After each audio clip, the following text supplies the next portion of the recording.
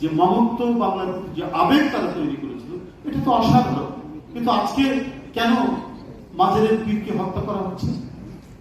আজকে কেন বাউলদের উপর আঘাত করা হচ্ছে? এই আঘাত তো আমাদের সংস্কৃতির মর্মমূলে আঘাত। এই প্রতিষ্ঠানটি শিল্পকলা একাডেমি, যার মহাপরিচালক শেখ রেজাউদ্দিন ইস্তারি, যিনি আজকে সভাপতিত্ব করছেন, উপস্থিত রয়েছেন এই প্রতিষ্ঠানের সচিব, উপস্থিত সুধীমণ্ডলী, সবাইকে আন্তরিক প্রীতি জানাচ্ছি এবং নববর্ষের শুভেচ্ছা জানাচ্ছি। আর এখানে বৈশাখী মেলার ধারাবাহিকতায় আজকে চতুর্থ দিন, ইতিমধ্যে বেশ কয়েকটি অনুষ্ঠান এখানে হয়ে গেছে। আমার এই বৈশাখ সম্পর্কে বলার তেমন কিছু নেই। আমরা রাজনীতিক লোক, রাজনীতির নানা বিষয় নিয়ে আমাদের কথা বলি। আমাদের বক্তব্যের আঙ্গিকও একটু ভিন্ন ধরনের, একটু মেঠো টাইপের। এখানে মূলত আমরা বৈশাখ সম্পর্কে বুদ্ধিজীবীদের লেখা এবং তাদের বলা কথায় আমরা পড়ে থাকি, শুনে থাকি। আমাকে যেহেতু প্রধান অতিথি করেছেন, সুতরাং তো কিছু বলার একটু চেষ্টা করি, দেখি কিছু বলা যায় কিনা। সুধীমণ্ডলী, আমি সাদা চোখে মানে খুব গভীরভাবে কিছু হয়তো বলতে পারবো না, যে জ্ঞান থাকা দরকার সেটিও দেখ। বৈশাখের যে আনন্দটার সাথে অংশ ভাগ করে নেওয়া, এটাই ছোটবেলা থেকে দেখে এসেছি এবং অংশগ্রহণ করে এসেছি। এই অংশ ভাগ করে নেওয়া যে মনে হয়েছে আমাদের অন্যান্য পরব যেগুলো রয়েছে, অন্যান্য যে উৎসবগুলো রয়েছে, তার মধ্যে অন্যতম একটি উৎসব, এবং এটা একেবারেই নিজস্ব মানে যে বাউন্ডারি, আমাদের যে সীমানা, তার মধ্যে এই উৎসবটি পালিত হয়, একেবারেই আমাদের নিজস্ব। এই নিজস্বতার কারণে এটার গুরুত্ব অপরিসীম। এটা আমাদের পালন করতে হয় শুধুমাত্র উৎসব হিসেবে পালন করি। আগে এতটা ছেড়েছে উৎসব হিসেবে, এবং ক্রমান্বয়ে এটি এখন গ্রামের দিকেও এর পথ চলা শুরু হয়েছে। একসময় গ্রামের দিকে ছিল পয়লা বৈশাখ, শহরের লোকরা এটাকে একটা গ্রাম্য উৎসব হিসেবেই ধরে নিত। আমরা বিভিন্ন ছোটখাটো দোকান ব্যবসায়ীরা এই দিনে মিষ্টান্ন বিতরণ করতেন তাদের দোকানের মধ্যে থেকে, বা তাদের বাসায় দাওয়াত দিলে পরে আমরা সেখানে রসগোল্লা, এই ধরনের মিষ্টি আমরা সেখানে খেতাম। কারণ এটা হালখাতা, বেশ কয়েক শতাব্দী ধরে এটাকে, যেটা সাইফুল ভাই বলে গেছেন, সেটাকেই বছরের প্রথম ধরে তাদের ব্যবসা বাণিজ্যের লেনদেন, হিসাব নিকাশ, ধার বাকি এই দিন থেকেই শুরু হতো। চৈত্র সংক্রান্তির দিন শেষ হতো, আবার শুরু হতো। এই জন্য হাল মানে আধুনিক নগদ বর্তমান সময়, মানে হাল নাগাদ করা, যেমন আমরা যে বলি, ঠিক এরকম হাল খাতা, অর্থাৎ নতুন খাতা খোলা হতো। এই কাজটি ছিল একেবারেই ব্যবসায়ীদের মধ্যে। তো সুতরাং শহুরের মানুষ যারা স্কুল কলেজে পড়ে, ইউনিভার্সিটিতে পড়ে, এবং আমাদের বাবারা যারা সরকারি চাকরি করতেন, আমরা কিন্তু জানুয়ারি, ফেব্রুয়ারি, মার্চ, এপ্রিল বা এগুলোই আমরা জেনে এসেছি যে হাফ ইয়ারলি পরীক্ষা কবে, জুন মাসে, অ্যানুয়াল পরীক্ষা কবে, নভেম্বরের শেষে, না হলে ডিসেম্বরে। এই অভ্যস্ত কালচারেই আমরা বেড়ে উঠেছি। কিন্তু আমাদের যে নিজস্ব সংস্কৃতি আছে, এবং এই সংস্কৃতির অংশ হচ্ছে পয়লা বৈশাখ এবং তার পঞ্জিকা। এই পঞ্জিকা ধরে দেশের একটা বিশাল জনগোষ্ঠী, তারা তাদের সমস্ত মানে দিনাতিপাত করতেন, তারা তাদের সমস্ত কর্মকাণ্ড করতেন। অর্থাৎ গ্রাম দেশে তারা কিন্তু মানে বিয়ে, শাদী, উৎসব, পার্বণ, মানে এবারে রোজা কখন থেকে শুরু হবে, জ্যৈষ্ঠ মাসের অমুক তারিখ থেকে। এটা আমরা ছোটবেলায় যখন গ্রামে যেতাম আমরা এটা শুনতাম, অমুকের মেয়ের বিয়ে কবে, ওই বৈশাখ মাসের এই সময়, বা মাঘ মাস ছাড়া বিয়ে হবে না, শুকনা মৌসুম অথবা এটা হবে না। এটা কিন্তু দেশের বৃহত্তর জনগোষ্ঠী এই ক্যালেন্ডার, এই পঞ্জিকাই ব্যবহার করতো, কিন্তু শহরে যারা, কমপক্ষে জেলা শহরে আর রাজধানী শহরে যারা বসবাস করতো, এখান থেকে এটা উঠেই যেত। মজার ব্যাপার, আমি বহুদিন জানতাম না, আমি নিজের যে ব্যর্থতা সেটাও স্বীকার করছি, যে মানে কত সাল, বাংলা কত সাল, এটা অনেকদিন জানতাম না। ইদানিং মানে লজ্জায় পড়ে মাঝে মাঝে খবরের কাগজ খুলে জেনে নেওয়ার চেষ্টা করতাম, মনে রাখার চেষ্টা করতাম, তারপর ভুলে যেতাম বাংলা সাল কত। তো এই বাংলা সাল নিয়ে কত বিখ্যাত কবিতা আমাদের কবিরা লিখেছেন, আর আমাদের দেশের প্রধান কবি রবীন্দ্রনাথ বিখ্যাত কবিতা তার 1400 সাল। তো এত কিছুর পরেও কিন্তু ক্রমান্বয়ে আমাদের সংস্কৃতির যে বিস্তৃতি, সেই বিস্তৃতি এখনো জেলা শহর অথবা মানে ছোট শহর বা বড় শহরে যারা স্কুল কলেজে পড়ছেন, তারা কিন্তু বাংলা পঞ্জিকার সাথে যে খুব পরিচিত হয়েছেন তা কিন্তু না। আমি নিশ্চিতভাবে বলতে পারি যে যারা ইংরেজি স্কুলে লেখাপড়া করছেন, ব্যাগের ছাতার মতো প্রচুর ইংরেজি স্কুল গড়ে উঠেছে, সেখানে বাংলা সাল কত এটা শেখায় কিনা আমার কাছে এ ব্যাপারে বড় প্রশ্ন আছে। অনেক ছেলেমেয়েই বলতে পারবে না যে এবারে বাংলা সাল কত, এবং আগস্ট, সেপ্টেম্বর, অক্টোবর এটার অমুক তারিখ, এটা বাংলার কত তারিখ, এটা খুব কঠিন তাদের বলা। এবং সেইটা কিন্তু আরো ইন্টারেস্টিং ব্যাপার, দেশ স্বাধীন হয়েছে, রক্তাক্ত অর্জন আমাদের, 30 লক্ষ শহীদ, 2 লক্ষ মা বোনের নির্যাতন, সবকিছু মিলিয়েও কিন্তু এখন এই বিস্তৃতিটা গ্রামে গঞ্জেও ছড়াচ্ছে অনেক। যেহেতু শহরের ব্যক্তি ঘটছে গ্রামের দিকে, শহর বড় হচ্ছে, উপজেলা শহরগুলো বড় হচ্ছে, সেখানে আমি অনেক উপজেলা শহরও আমি গাড়ি ফেলছি, সেখানে এখন ব্যবহার করা হয় আপনার রোমান অ্যালফাবেট, অর্থাৎ যে অ্যালফাবেট দিয়ে ইংরেজি, ফ্রান্স, জার্মান এবং অন্যান্য ইউরোপীয় ভাষাগুলো যে অ্যালফাবেট ব্যবহার করে, সেই অ্যালফাবেট এখন ব্যবহার করছে মালয়েশিয়া, ইন্দোনেশিয়া, তারপরে ভিয়েতনাম সহ আরো অন্যান্য কয়েকটি দেশ। কারণ এই যে হারিয়ে যাওয়া, কারণ সেই মানে চর্চাটা হয়নি, ধরে রাখার যে প্রয়াস সেটা হয়নি। যখন মুসলিম ধর্মের প্রসার ঘটে ইন্দোনেশিয়া, মালয়েশিয়া, সেই সময় তাদের ভাষা রচিত হতো, তাদের ভাষা, তাদের নিজের ভাষায় কথা বলতো, কিন্তু লেখার সময় তারা ব্যবহার করতো আরবি। আর এরপরে যখন কোথাও ফ্রান্স গেল, কোথাও নেদারল্যান্ড গেল, কোথাও ইংরেজরা গেল, সেখানে তখন সেই ইউরোপীয় ভাষাগুলো তাদের মানে চর্চা হতো, এবং গ্রামে গঞ্জে তারা লেখ্য ভাষায়, লিখিত ভাষা হিসেবে তারা ব্যবহার করতে লাগলো রোমান ভাষা।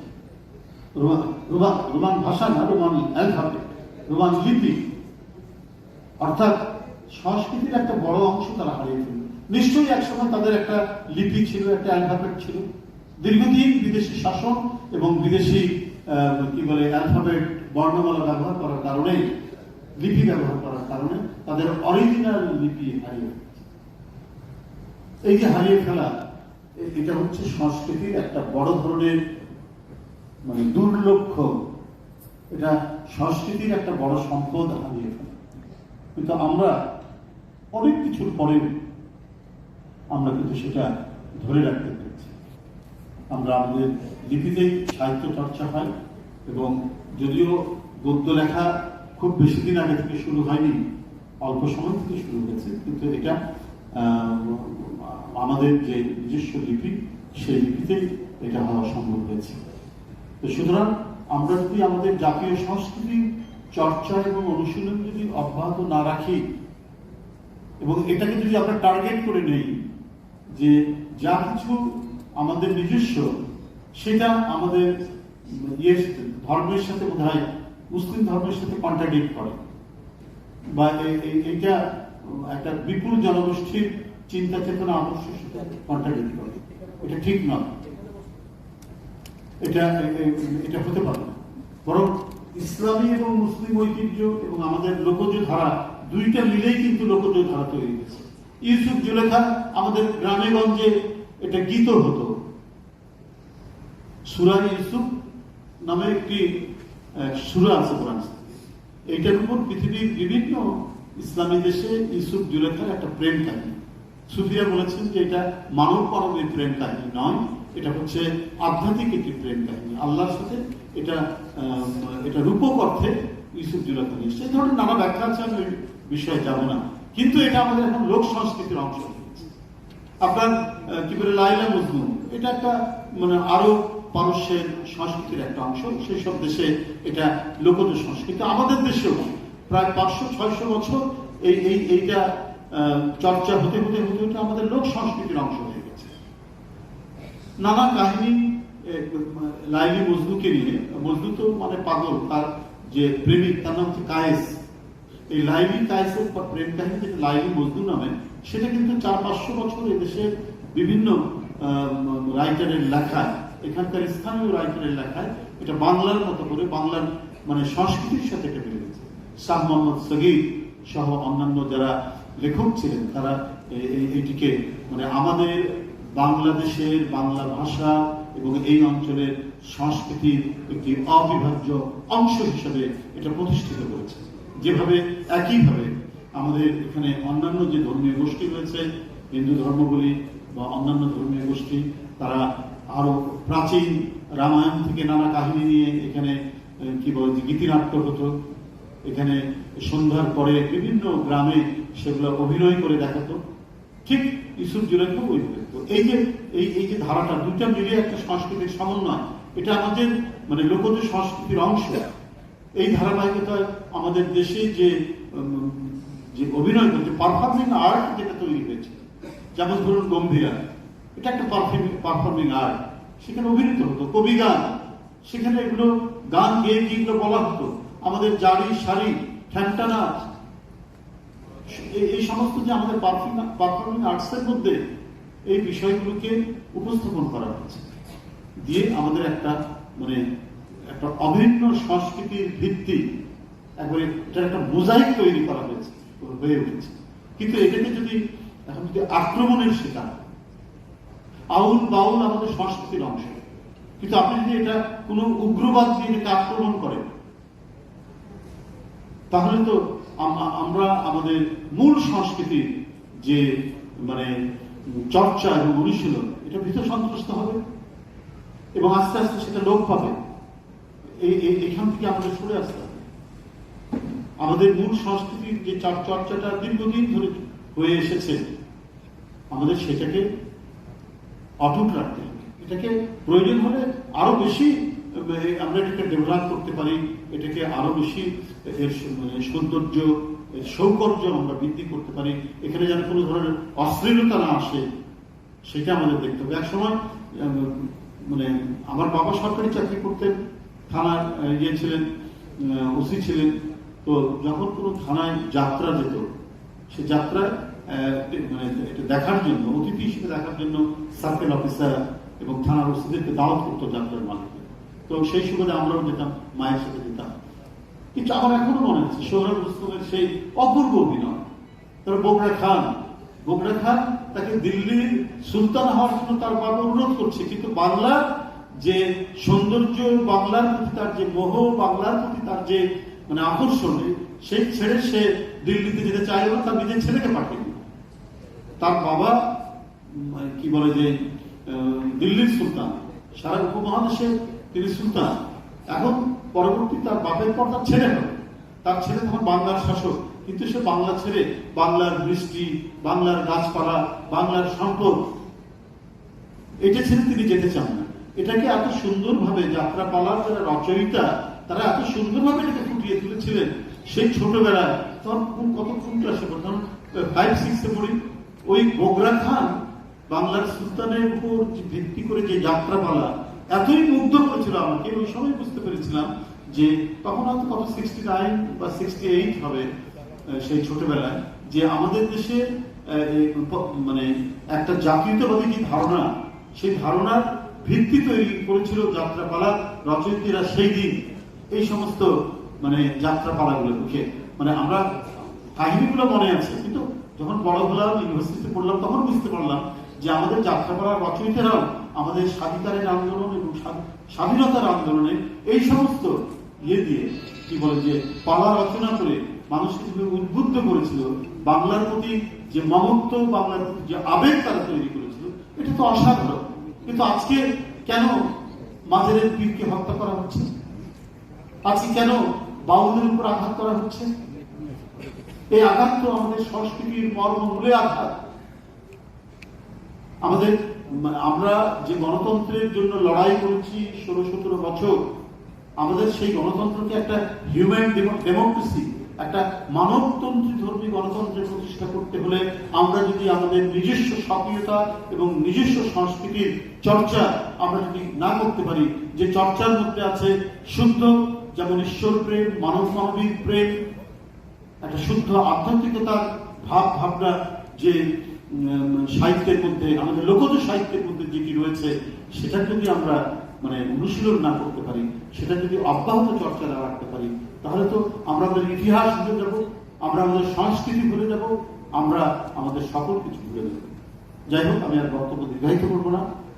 আজকে আমাকে এখানে নিয়ে এসেছেন, আমি শিল্পকলা একাডেমি পরিবারকে আমি ধন্যবাদ জানাচ্ছি।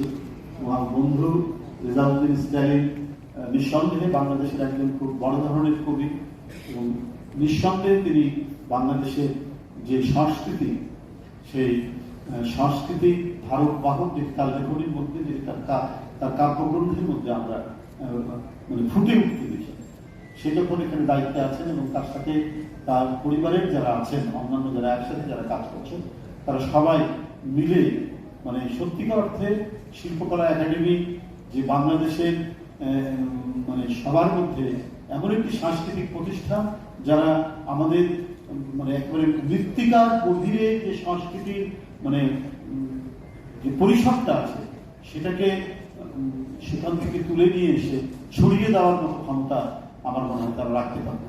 কারণ ইতিমধ্যেই আমি যতটুকু দেখেছি, এই 4-5 মাসের মধ্যে জনাব রেজাউদ্দিন স্টালিনের নেতৃত্বে শিল্পকলা একাডেমি কিছু একটা করছে।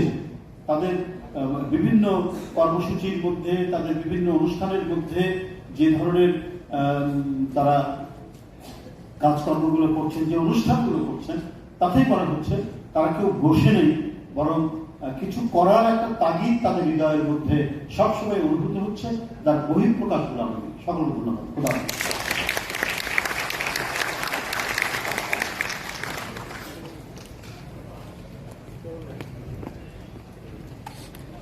আজকের এই আয়োজন থেকে আমি আলমগীর এবং মিতু আমরা বিদায় নিচ্ছি। সকলে ভালো থাকবেন, ভালো রাখবেন, আর নিঃস্বার্থ নিখাত ভালোবাসায় দেশকে আপন করে নেবেন।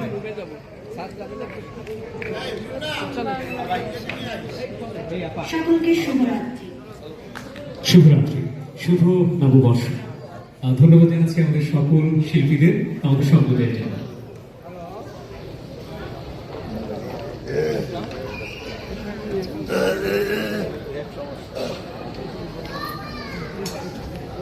সম্রাট